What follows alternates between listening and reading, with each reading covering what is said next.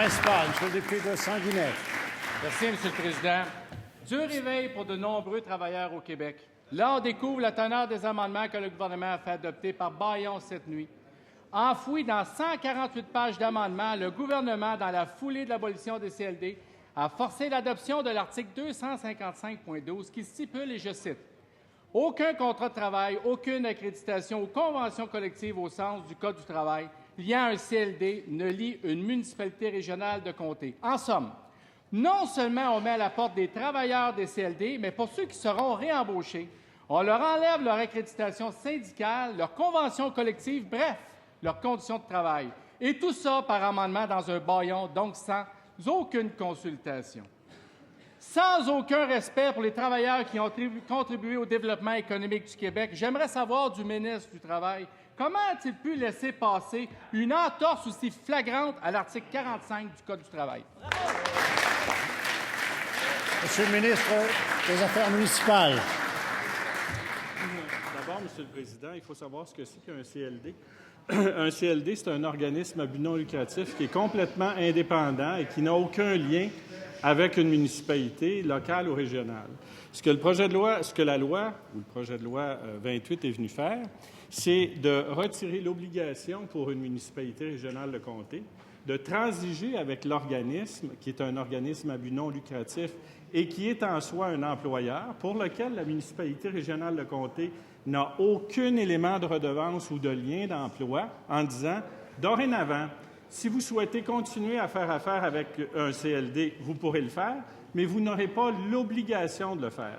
De sorte que le CLD va continuer à avoir ses relations de travail avec ses employés comme un tiers par rapport à la municipalité. Ce que nous faisons, Monsieur le Président, cependant, contrairement à ce que le gouvernement du Parti québécois a fait, c'est qu'on ne va pas imposer un modèle unique pour le développement local et régional, mais on dit aux gens des régions, aux élus des régions qui sont imputables, vous ferez le développement économique à la couleur de votre région en accompagnement. Le gouvernement du Québec sera là comme un partenaire. C'est comme ça qu'on travaille, Monsieur le Président.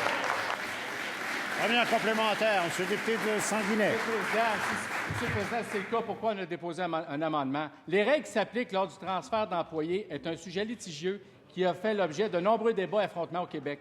Aujourd'hui, le Parti libéral vient dire aux employés des CLD, l'article 45 du Code du travail ne s'appliquera pas à vous.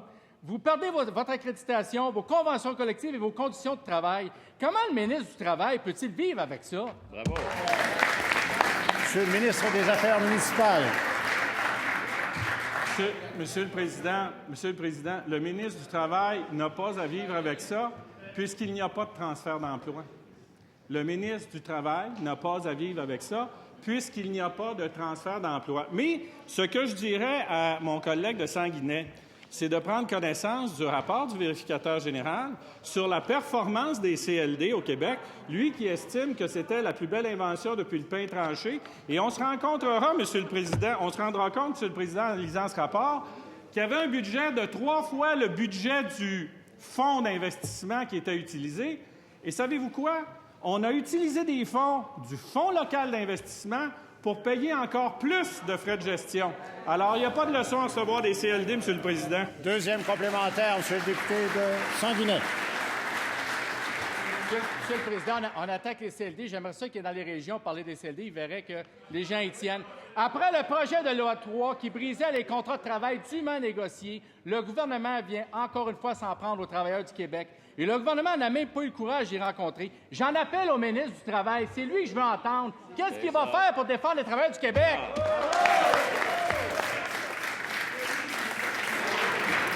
Monsieur le ministre des Affaires municipales.